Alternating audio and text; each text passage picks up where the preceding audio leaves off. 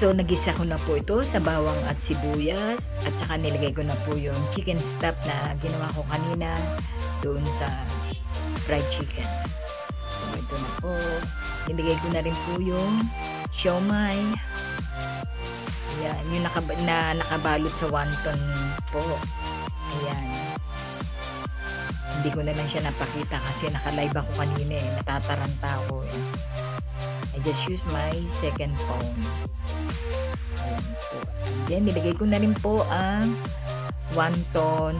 Bali, ginupit-kupit ko lang po yung wonton wrapper. At inilagay ko na dito sa frying pan po. Ayan. Then, nalo-halo ko hanggang sa maluto ang wonton. Nilagyan ko na rin po yan ng itlog. Ayan, hinahalo-halo ko na po. Nilagyan ko na rin ng itlog yan. Tsaka nalagay ko na rin po yung paminta. Hindi ko na lang naipakita dahil natataranta nga po ako. So, ayan, nilagyan ko na po ng onion, spring, or ano po ng sibuyas. Dahon ng sibuyas. Ayan, then hinalo-halo ko. Then, ito na po ang masarap. Chicharon, yan is chicharon. Medyo dinuro po ng konti.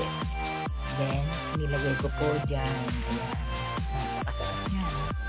Almost done na po. Ayan. Ayan na po ang masarap na wonton soup o wonton na pansit. Ayan na po. Napakasarap po. Ayan. So, ito na po ang lunch ko. May chicken ako. May wonton soup. May mangga at may buko. Thanks for watching my live video. Bye. Love you all.